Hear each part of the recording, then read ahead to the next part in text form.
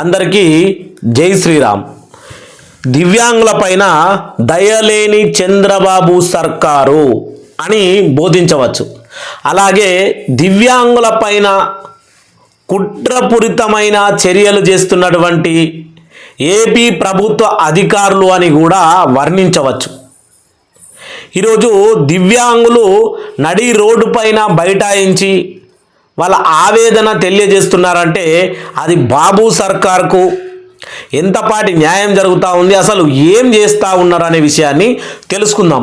వాళ్ళు ఇచ్చినటువంటి నోటీసులో ఏం మెన్షన్ చేశారు, అసలు దివ్యాంగులకు ఎలాంటి నష్టం జరుగుతుంది, నిజంగా అనర్హులకే నోటీసులు వెళ్ళినాయా లేకపోతే అర్హులకు కూడా నోటీసులు వెళ్ళినాయా అనే విషయం పైన ఇక్కడ మీకు క్లారిటీగా కనిపించకపోవచ్చు. వీళ్ళందరూ కలెక్టర్ ఆఫీసుల దగ్గర, ఎంపీడీఓ ఆఫీసుల దగ్గర, ఎంఆర్ఓ ఆఫీసుల దగ్గర వీళ్ళందరూ బైఠాయించారు. ఒక్కసారి ఈ దృశ్యాన్ని చూడండి. నేను దృశ్యాన్ని చూపించడానికి ఫోటో అనేది స్క్రీన్ పైన చూపిస్తున్నా. ఈ మ్యాటర్ మొత్తం క్లారిటీగా మీకు కనిపించట్లేదు కాబట్టి నేను చెప్తా దాని విషయాన్ని. ఇక్కడ ఈ బాబుని చూసుకుంటే అంగవైకల్యంలో ఏమన్నా తక్కువ వచ్చే అంటే మనకు ఉదాహరణ కొడుతున్నాడా, లేదు కదా. అలాగే ఇదిగో ఈ పాపను చూసుకొని కాలు మొత్తం ఇట్లా వడిదిరినట్టుంది. ఈమెకు కానీ వీల్ చైర్ పైన ఉన్నటువంటి ఇతను కానీ ఇలా చూసుకుంటే ఏపీ రాష్ట్ర వ్యాప్తంగా ఉన్న దివ్యాంగులు ప్రతి ఒక్కరూ వాళ్ళ యొక్క ఆవేదన వ్యక్తం చేస్తున్నటువంటి విషయం. మరి వీళ్ళు నోటీసు కూడా ఏమని జారీ చేసినాడో అది కూడా చూద్దాము. ఇదైతే మరి ఎంత దారుణం అంటే, పెన్షన్ తొలగింపుతో దంపతులు ఆత్మహత్య, శ్రీకాకుళం జిల్లాలో దారుణం జరిగింది. దీని విషయం మీద అక్కడ క్లారిటీగా మీకు కనిపించడం లేదు కాబట్టి ఆ విషయాన్ని మాత్రం ఖచ్చితంగా అందరికీ మెన్షన్ చేయాలి. ఎందుకు జరుగుతూ ఉంది? ఇతనికి రెండు కళ్ళు కనిపించకపోవడంతో 10 ఏళ్ల నుంచి పింఛని పొందుతున్న భర్త వెరిఫికేషన్ పిలుపుతో తొలగిస్తారనే తీవ్ర ఆందోళన. ఈయనకు సదరం సర్టిఫికేట్లో 70% నుంచి ఏకంగా 40% వరకు సదరం సర్టిఫికేట్లో పర్సంటేజీ ఏదైతే మనకు అంగవైకల్యం పర్సంటేజ్ ఉంటుంది కదా, దాన్ని సదరం సర్టిఫికేట్లో 70% 10 ఏళ్ళుగా ఉంటే ఇప్పుడు మొన్న వెరిఫికేషన్ కోసం పోతే 40కి తగ్గించారు. అంటే 15,000 పింఛన్ నుంచి 6,000కు పడిపోయింది. ఇప్పుడు ఏమైందంటే ఇలాగైతే బ్రతికేది ఎలా అని విషాద ద్రావం అంటే విషమో ఏదో తాగిండు. తల్లిదండ్రులు ఆ మరణాన్ని తట్టుకోలేక కుమార్తె కూడా ఆత్మహత్య చేసుకునే ప్రయత్నం చేసింది.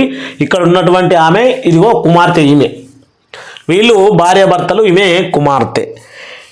ఇక టీడీపీ నేతల సూచనలతో రంగంలోకి దిగిన సిఐ కుటుంబ గొడవలంటూ ట్రాఫిక్ను డైవర్ట్ చేసి శ్రీకాకుళం జిల్లాలో ఈ సంఘటన జరిగితే దీన్ని కుటుంబ గొడవలు అంటూ మ్యాటర్ డైవర్ట్ చేసి కేసు క్లోజ్ చేసినాడు.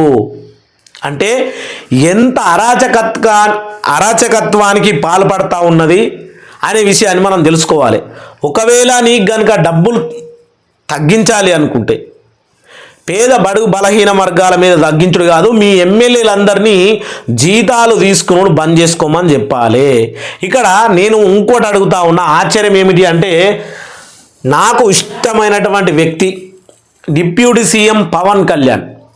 ఆయన కూటమి ప్రభుత్వంలో ఒక డిప్యూటీ సీఎంగా ఉన్నాని ఇలాంటి అరాచకాలు జరుగుతున్నాయంటే నమ్మబుద్ధి కావడం లేదు అక్షరాల. ఇక ఒక్కో విషయానికి 79 ఏళ్ల స్వతంత్ర భారతదేశంలో పెన్షన్ కోసం కుటుంబాలు ఆత్మహత్య చేసుకునే దుస్థితి తీసుకొచ్చారయ్యా అని పవన్ కళ్యాణ్ పేరు కూడా చెడగొడుతుంది కూటమి ప్రభుత్వం. అది పవన్ కళ్యాణ్ ఎప్పుడు అర్థం చేసుకుంటాడో తెలియదు కానీ జిల్లా కలెక్టర్ కార్యాలయాల దగ్గర రోడ్డు పైన బైఠాయించినటువంటి దృశ్యాలు, వీళ్ళ గురించి ఒక చిన్న విషయం, ఇతని గురించి ఈ మ్యాటర్లో ఉన్నటువంటి విషయాన్ని కూడా ఒకసారి చూద్దాము. అది ఏంది అనేది మీకు అర్థమవుతుంది ఒకసారి. అతను ఏమంటున్నా అంటే, అన్యాయంగా అంగవైకల్యం ఉన్న శాతాన్ని ఏదంటే మనకు ఉన్నటువంటి ఈ సదరం సర్టిఫికెట్లో శాతాన్ని తగ్గించి దివ్యాంగులకు, ఇది తిరుపతి జిల్లాలో దారుణం జరిగింది. మంగళవారం కుటుంబ సభ్యులతో కలిసి ఫిర్యాదుకు దిగాడు.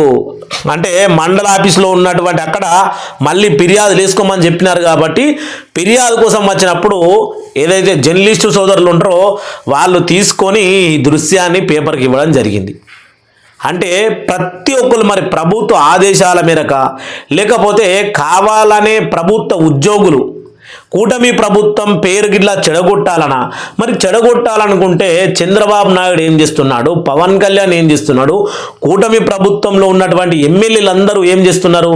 ఒక్క జిల్లా కాదు కదా, శ్రీకాకుళము, అనంతపురము, తిరుపతి, అలాగే ఇలా చూసుకుంటే ఇంకా చాలా జిల్లాలు ఉన్నాయి, కడప, మొత్తము అందరు రోడ్ల మీద బైఠాయించిన తర్వాత ఎమ్మెల్యేలు అందరూ ఏం చేస్తున్నారు, ప్రభుత్వం ఏం చేస్తూ ఉన్నది, వీళ్ళు ఇచ్చిన ఒకసారి నోటీస్ అనేది మనం చూద్దాం. నోటీస్ ఇదైతే ఏర్పడుతుంది అందరికీ, ఇంకా కొంచెం పెద్ద చేద్దాం. ఇక ఆంధ్రప్రదేశ్ ప్రభుత్వం, ఇక్కడ ఆంధ్రప్రదేశ్ ప్రభుత్వం మండల పరిషత్ అభివృద్ధి అధికారి కార్యాలయం ఉత్తర్వులు శ్రీకాకుళం జిల్లాకు సంబంధించింది. ఇది ఆగస్టు 14వ తారీఖు నాడు నోటీస్ అనేది ఇవ్వడం జరిగింది. ఎన్టీఆర్ భరోసా పింఛన్ పథకం, పింఛన్ ఐడి దేనికి, సచివాలయం ఐడి, సచివాలయం పేరు ఎక్కడ అనేది విషయము ఎవరికి ఏమిటి అనేది ఇక్కడ విషయాన్ని ఇచ్చిర్రు.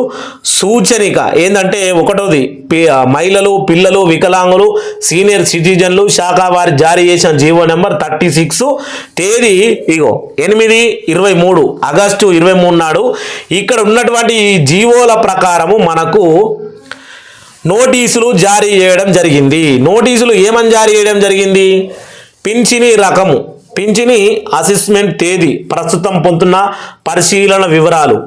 ఇప్పుడు ఇక్కడ 6,000 రూపాయలు, అంగవైకల్యం 40% మరియు అంతకంటే ఎక్కువ ఉంటే ఓన్లీ మనకు 6,000 రూపాయలు. దీన్ని తాత్కాలిక వైకల్యం అంటారు, అంటే మామూలు వైకల్యం. ఎక్కువగా ఉంటే వైకల్యం, దాని గురించి ఇక్కడ మెన్షన్ చేయలే. వైకల్యం 70% నుంచి 80% పైగా ఉంటే 15,000 రూపాయలు ఇవ్వాలి.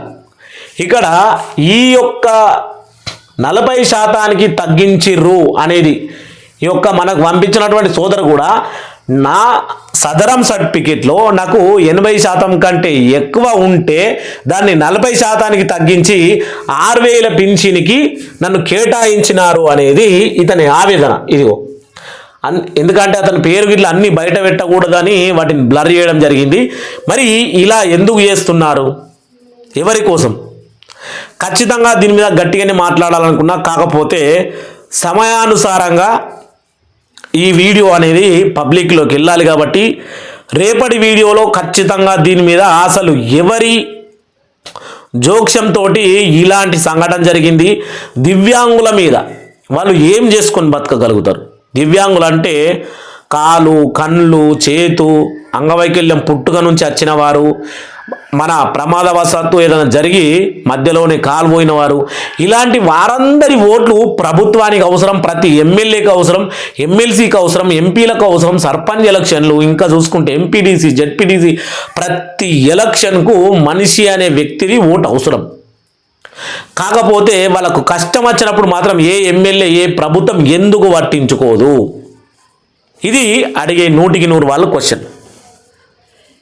ఖచ్చితంగా దీంట్లో జనసేన పార్టీకి ఎంతైతే నమ్మకంతో ఆంధ్రప్రదేశ్ ప్రజలు ఓటేసినారో అంతకు అంటే డబుల్గా ఈ కూటమి ప్రభుత్వం పేరు చెడగొడుతుంది. పవన్ కళ్యాణ్ గారు తొందరగా జోక్యం చేసుకొని ఈ విషయాన్ని, ఎవరైతే అర్హులకు నోటీసులు వచ్చినాయో వాటి వెంటనే రద్దు చేసి వాళ్ళ పింఛని యథావిధిగా కొనసాగిస్తున్నట్టు ఉత్తర్వులు ఇవ్వకపోయినా, ఉత్తర్వులు లేట్ అవుతుంది అంటే మీరు మీడియా ముఖంగా అయినా చెప్పకపోయినా వాళ్ళ ఆవేదన అంతులేనిది. ఎందుకంటే వాళ్ళు ఒక్కోళ్ళు రోడ్డు మీదకి వచ్చినా కానీ మనకు చాలా బాధ అనిపిస్తుంది. ఎందుకంటే అవయవాలు అన్ని ఉన్నోళ్ళమే ఒప్పుకోలేము. మరి అలాంటివి అవయవాలు కరెక్ట్ లేని వాళ్ళు కలెక్టర్ ఆఫీస్ చుట్టూ, ఎంపీడీఓ ఆఫీస్ చుట్టూ, మండల ఆఫీసుల చుట్టూ, ఇదైతే వైద్య పరీక్షలు నిర్వహించే ప్రభుత్వ ఆసుపత్రుల చుట్టూ తిరగాలంటే వాళ్ళతో అవుతుందా? అది ప్రభుత్వం మరోసారి ఆలోచన చేసి దీని మీద మంచి చర్య తీసుకోవాలని కోరుకుంటున్నా. లేకపోతే కూటమి ప్రభుత్వానికి రాబోయే రోజులు గట్టు రోజులు, అలాగే దుష్పరిణామాలు ఎదుర్కోవాల్సి వస్తుంది. అది ఖచ్చితంగా అని చెప్తూ అందరికీ జై శ్రీరామ్, జై జై శ్రీరామ్.